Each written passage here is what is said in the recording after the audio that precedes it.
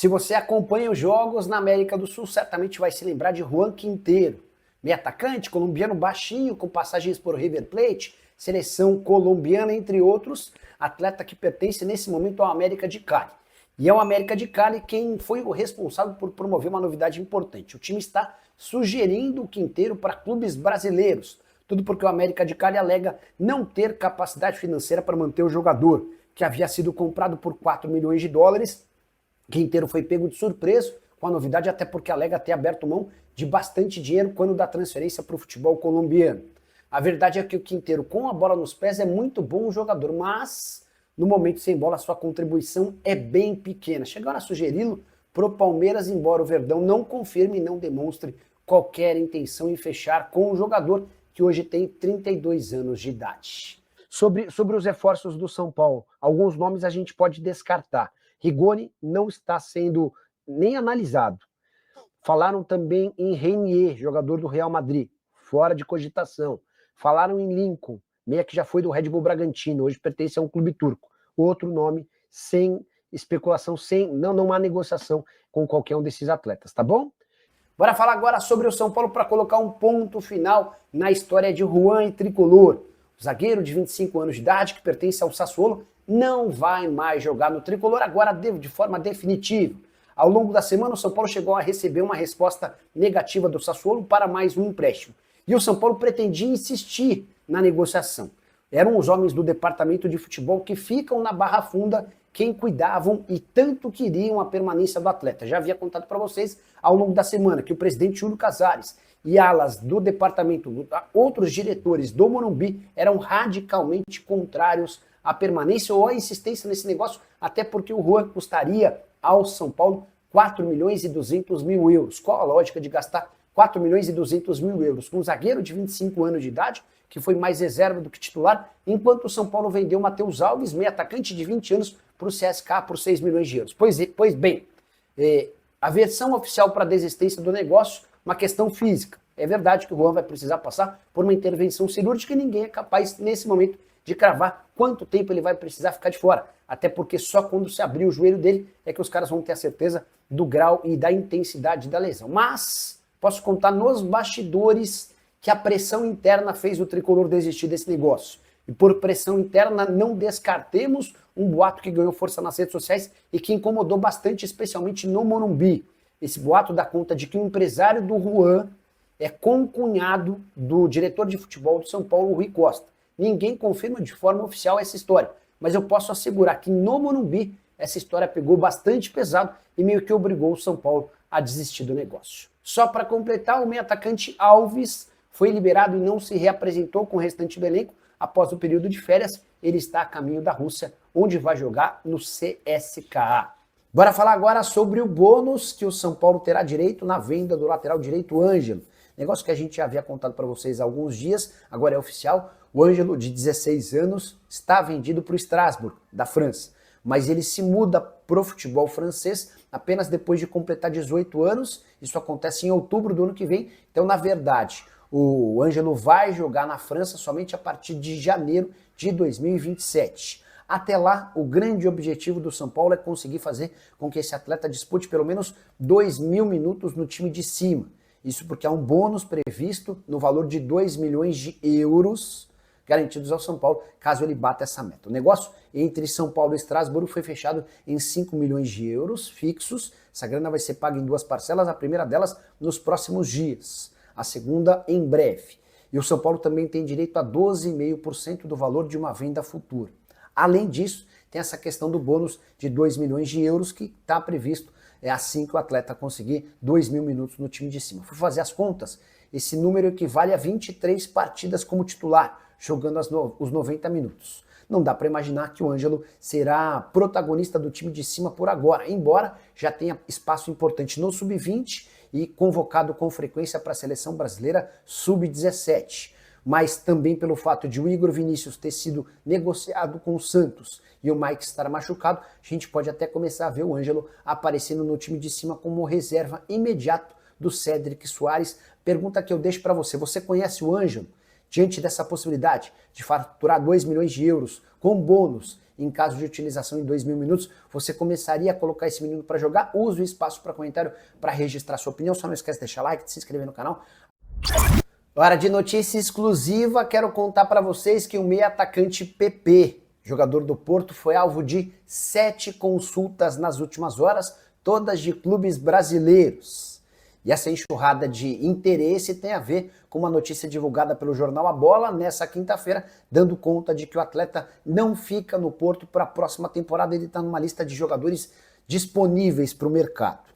Palmeiras, Flamengo, Santos, São Paulo, Vasco, Cruzeiro e Fluminense entraram em contato com Adriano Espadoto, representante do jogador de 28 anos de idade.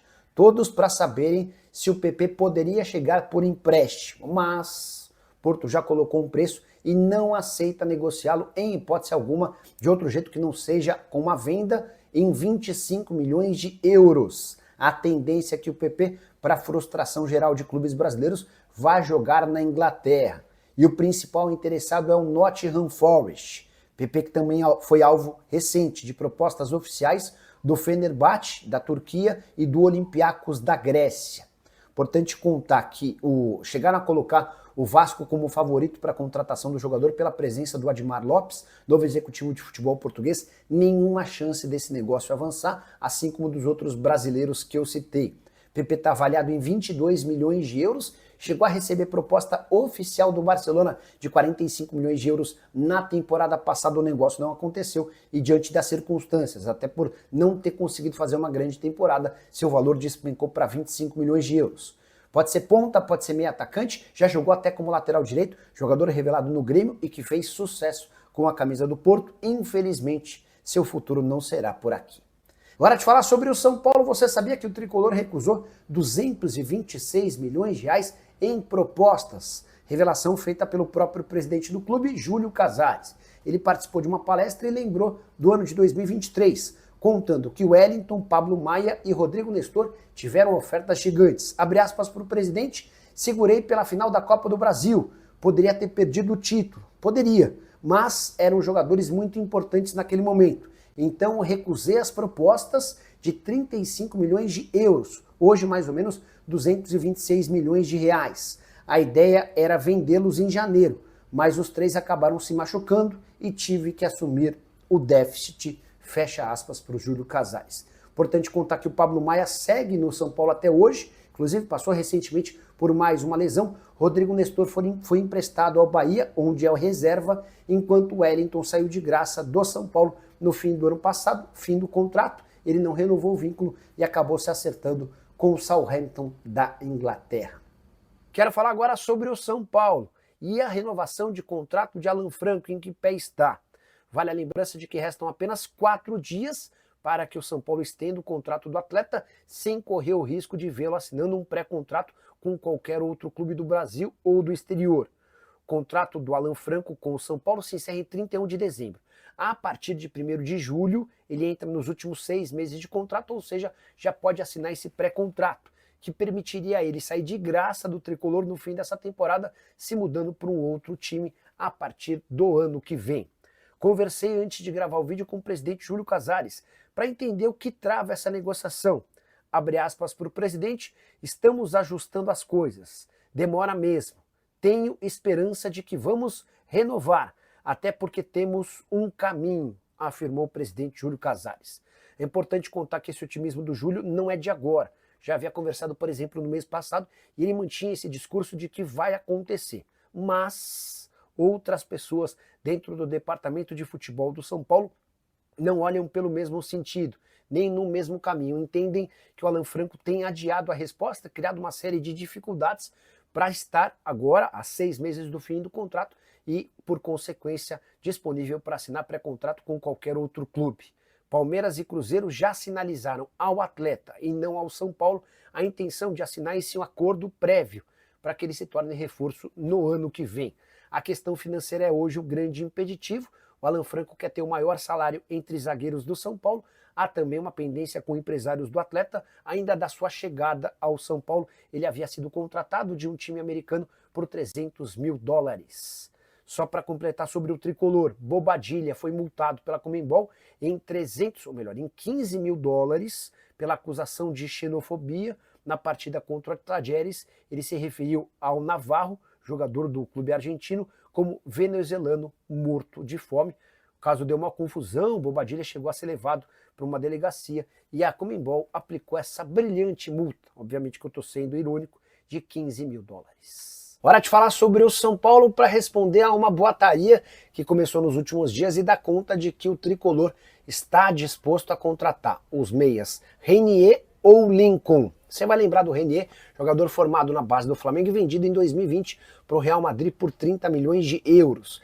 Já o Lincoln teve recentemente emprestado ao Red Bull Bragantino, pertence ao Fenerbahçe e disputou a última temporada no Hull City da segunda divisão inglesa. Passagem por lá discreta, só 11 jogos, nenhum gol e uma assistência. Não dá para dizer que nem o Renier nem o Lincoln fizeram boas temporadas. O Renier esteve emprestado ao Granada, também da segunda divisão, mas da Espanha, e por lá foi muito mais reserva do que titular. Antes de gravar o vídeo, consultei uma fonte importante do São Paulo para perguntar: vocês estão negociando com Renier ou Lincoln? E a resposta foi: nenhum dos dois faz parte dos planos. Renier com 23 anos de idade, Lincoln com 26. Já havia contado para vocês que o tricolor busca mais 3 reforços. 2 pontas, atacantes de lado de campo. O outro deve ser um volante. O Thiago Mendes seria uma alternativa se topasse baixar sua pedida. Apesar de estar livre no mercado, depois de sair do Al Rayyan, o Thiago Mendes está exigindo algo na casa de R$1 milhão por mês. Todos os reforços que chegarem no São Paulo a partir de agora precisarão da aprovação de Hernan Crespo. Quero te contar agora tudo o que eu sei sobre Juan, zagueiro que pertence ao Sassuolo e esteve emprestado ao São Paulo. O vínculo se encerra no dia 30 de junho. Nessa terça-feira, o São Paulo foi comunicado pelo Sassuolo que não aceitou a proposta de empréstimo do tricolor. O São Paulo promete uma nova oferta, mas há uma divergência dentro do próprio São Paulo.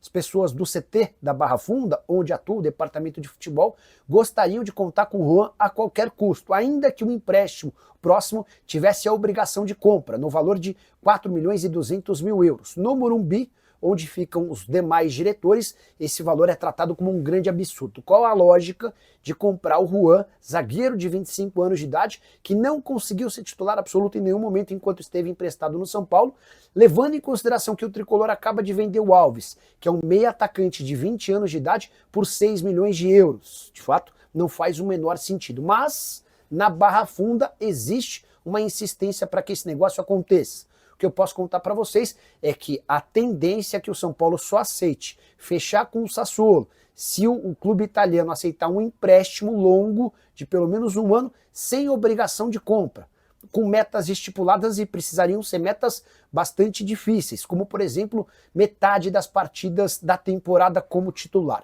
Só para completar, é importantíssimo lembrar que o Juan vai precisar passar por uma cirurgia no joelho. Ninguém sabe ao certo a gravidade da lesão, há necessidade de um procedimento para abrir o joelho e entender as condições. Mas isso vai demandar tempo, o que torna a contratação do atleta ainda mais complexa. Confesso que não consigo entender a insistência dos homens do departamento de futebol e não a comissão técnica na manutenção do Juan. Sobre o São Paulo é importante esclarecer, tá? Antes de gravar esse vídeo, conversei com uma pessoa envolvida nas investigações. Não há nenhuma suspeita contra o São Paulo. O que a polícia apurou é que há um negócio envolvendo um jogador que passou pelo São Paulo com ligação com o Aljota. A polícia assegura que não tem nada contra o tricolor. Esse jogador é o Juan, que pertence à União Barbarense. O São Paulo se defende afirmando que não tinha a mínima noção de que a contratação do Juan poderia ter qualquer ramificação com o crime organizado. A polícia confirma a versão do São Paulo e não coloca o São Paulo como suspeito. Apenas houve o destaque de que um atleta que defendeu o São Paulo e depois foi negociado com o Southampton, o Juan, tinha um empresário ligado a essas investigações. Matheus Araújo e Murilo são outros 2 atletas, esses que pertenceram ao Corinthians, que tinham empresários ligados ao crime organizado, tudo de acordo com a Polícia Civil.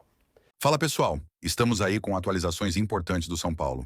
Se inscreva e ative o sininho para receber mais atualizações do Tricolor. Deixe seu like, que é muito importante para o crescimento do canal. Utilize o espaço aqui embaixo para registrar sua opinião. Ficamos por aqui com mais esse giro de notícias. Um abraço e até o próximo vídeo.